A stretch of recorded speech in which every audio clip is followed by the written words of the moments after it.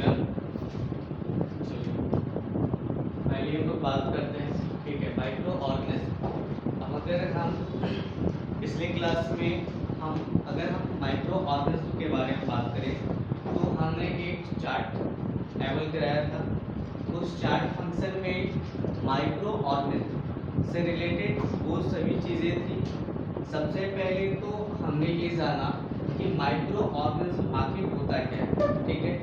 तो हमने पिछले क्लास में ये सीखा कि माइक्रो ऑर्गेनिज्म एक स्मॉल या कहा जाए माइक्रो लेवल का ऑर्गेनिज्म है, ठीक है। इस type of micro level organism.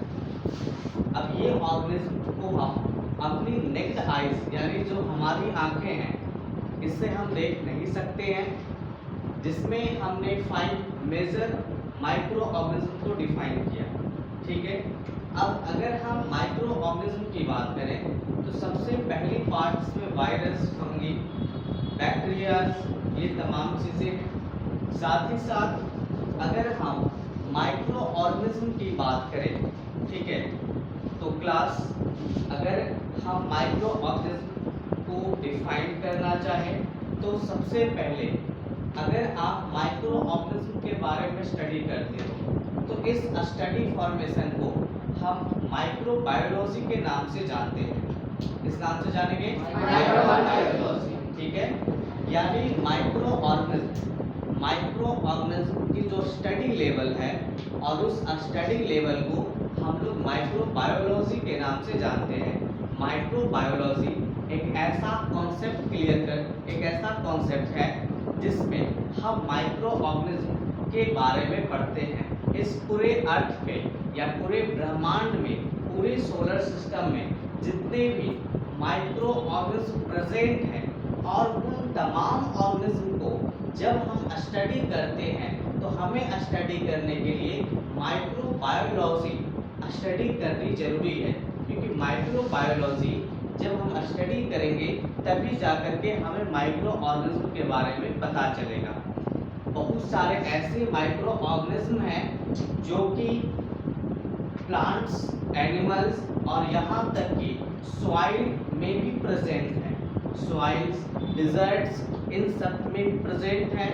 यहाँ तक कि हमारे जो मरीन्स, सीज, ये तमाम जगहों पे भी हमारे माइक्रो ऑर्गेनिज्म प्रेजेंट हैं, ठीक है। तो हम इसी टॉपिक पे बात करेंगे। तो सबसे पहले क्लास हम माइक्रो ऑर्गेनिज्म के बारे में जानते हैं। माइक्रो ऑर्गेनिज्म, तो माइक्रो का मतलब ही होता है सबसे छोटा। माइक्रो की अगर हम बात करें तो सबसे छोटा, और अगर ऑर्गेनिज्म की अगर हम बात करें तो ऑर्गेनिज्म का मतलब होता है जीव और जंतु, ठीक है। तो आज हम उस क्लास के बारे में बात करते हैं, उस सब्जेक्ट में, उस टॉपिक में बात करेंगे जिसमें छोटे छोटे जीव जंतुओं का अध्ययन करेंगे और इनके जितने भी मेजर पार्ट्स हैं, मेजर पार्ट की हैबिटेट फॉर्मेशन को जानेंगे।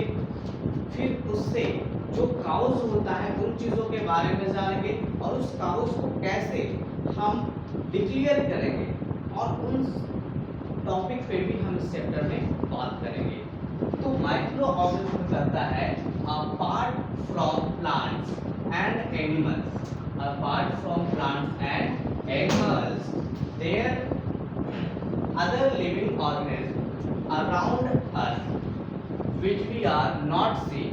यानी इसका ये मतलब है कि माइक्रो ऑर्गेनिज्म करता है कि मैं एक ऐसा पार्ट हूँ जो प्लांट और एनिमल्स दोनों जगह पे एग्जिस्ट करता हूँ, और जितने भी लिविंग ऑर्गेनिज्म हैं उन सभी ऑर्गेनिज्म में मैं प्रेजेंट भी हूँ, लेकिन आप और हम सभी लोग उन चीज़ों को देख नहीं सकते हैं, ठीक है। क्योंकि माइक्रो ऑर्गेनिज्म अपने साइज के लेवल से भी कई गुना छोटा होता है, और उसे देखने के लिए हम जिस इंस्ट्रूमेंट का यूज करते हैं उसे माइक्रोस्कोप कहा जाता है, ठीक है।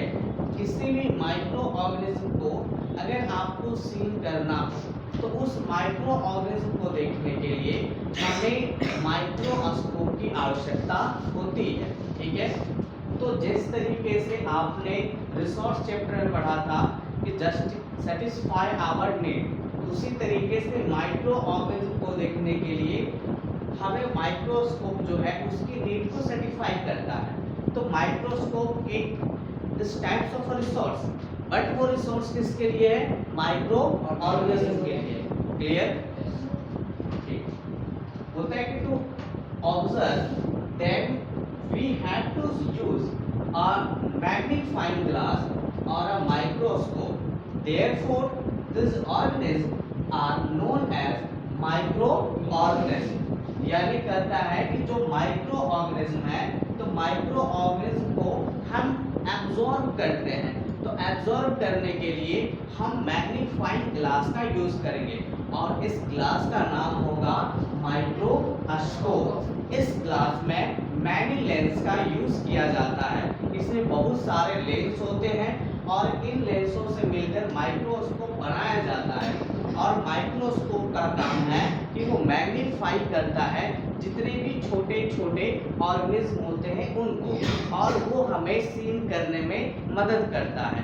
जैसे कि अभी ये मेरा हैंड है, अब इसमें बहुत सारे कम से कम लाख करोड़ की क्वांटिटी में बैक्टीरिया है, बट ये हमें सीन नहीं हो रहे हैं। लेकिन अगर हम इन चीज़ों पे बैक्टीरिया को देखना चाहें तो हमें करना क्या होता है कि हम मैग्नीफाइंग ग्लास के ऊपर के नीचे अपने हाथों को जब रखेंगे और उस ग्लास में जब हम देखते हैं तो हमारी हाथों के ऊपर बहुत सारे बैक्टीरिया जो है वो मूव करते हुए दिखाई देंगे।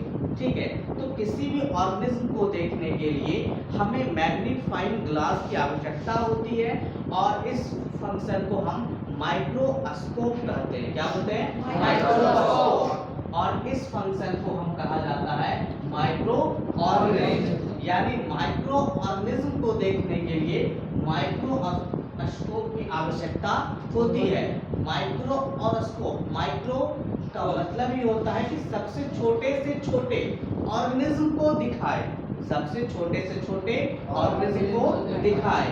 तो माइक्रोस्कोप का काम है कि जितने भी इस अर्थ पे जितने भी माइक्रो ऑर्गेनिज्म हैं उन सभी को सीन करने में मदद करना। माइक्रो ऑर्गेनिज्म भी एक इलेक्ट्रॉनिक होता है, दूसरा जो होता है जो आर्टिफिशियल होता है, लेकिन वो आर्टिफिशियल इलेक्ट्रॉनिक की दोनों जो चीजें हैं, एक की पावर कम होती है, दूसरी की पावर ज़्यादा होती है।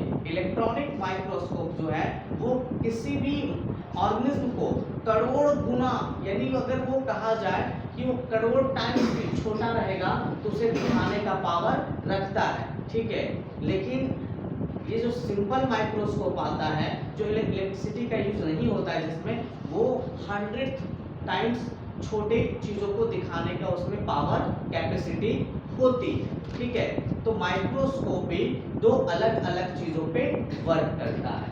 फिर उसके बाद क्लास दूसरी चीज़ें हम जानेंगे कि an organism that can be see only through a microscope. यानी किसी भी ऑर्गेनिज्म माइक्रो ऑर्गेनिज्म को देखने के लिए हमें माइक्रोस्कोप की आवश्यकता होती है, क्योंकि विदाउट माइक्रोस्कोप हम किसी भी ऑर्गेनिज्म को, यानी जो माइक्रो ऑर्गेनिज्म है उसे देख नहीं सकते हैं। अगर हमें माइक्रो ऑर्गेनिज्म को देखना है तो हमें माइक्रोस्कोप की आवश्यकता यानी उसकी रिक्वायरमेंट होगी। क्लियर? चलिए, दूसरी चीजें जो हम पहले ही बात कर रहे थे, माइक्रोबायोलॉजी। ठीक है, तो माइक्रोबायोलॉजी कहता है कि द ब्रांच ऑफ साइंस, यानी साइंस की ऐसी ब्रांच जिसमें हम माइक्रो ऑर्गेनिज्म की स्टडी करते हैं। क्या करेंगे? माइक्रो ऑर्गेनिज्म की स्टडी करेंगे। ठीक है, यानी अगर माइक्रोबायोलॉजी का कहना है कि the branch of science that deals with the study of micro organism is known as microbiology. यानी साइंस की वैसी ब्रांच जिसमें हम डील करेंगे माइक्रो ऑर्गेनिज्म को। ठीक है, तो साइंस की जिस ब्रांच में माइक्रो ऑर्गेनिज्म का डील करेंगे, यानी माइक्रो ऑर्गेनिज्म की स्टडी करेंगे, उस फंक्शन को या उस स्टडी फंक्शन को हम माइक्रोबायोलॉजी करेंगे। क्या बोलेंगे? माइक्रोबायोलॉजी। माइक्रोबायोलॉजी साइंस का एक ऐसा ब्रांच है जिसमें हम माइक्रो ऑर्गेनिज्म से रिलेटेड सभी फंक्शंस की स्टडी करते हैं। इस अर्थ पे चाहे वो 50,000 हो, करोड़ की क्वांटिटी में माइक्रो ऑर्गेनिज्म हो, उन सभी चीजों की स्टडी करने के लिए हम माइक्रोबायोलॉजी का यूज करते हैं। यानी माइक्रोबायोलॉजी एक ऐसी स्टडी है जिसमें हम माइक्रो ऑर्गेनिज्म के बारे में जानते हैं। माइक्रो ऑर्गेनिज्म, अब बात ये आती है कि माइक्रो ऑर्गेनिज्म तो हमने जान लिया कि वो छोटी छोटी चीजें हैं, उसे देखने के लिए माइक्रोस्कोप की आवश्यकता होती है। बट सबसे बड़ी ये बात है कि आखिर ये माइक्रो ऑर्गेनिज्म को सबसे पहले डिस्कवरी किसने किया। अगर माइक्रो ऑर्गेनिज्म आया तो उसका कोई तो डिस्कवरी होगा, कोई तो लोग डिस्कवरी किए होंगे। तो उस माइक्रो ऑर्गेनिज्म की जो डिस्कवरी करने वाले हैं उनका नाम है ल्यूवेनहॉक। क्या नाम है? Leeuwenhoek. Micro organism were observe for the first time, यानी माइक्रो ऑर्गेनिज्म को सबसे पहली टाइम फर्स्ट टाइम जिन्होंने ऑब्जर्व किया उनका नाम है ल्यूवेनहॉक। ठीक है, तो ये तमाम फंक्शन है माइक्रो ऑर्गेनिज्म के बारे में। ठीक है।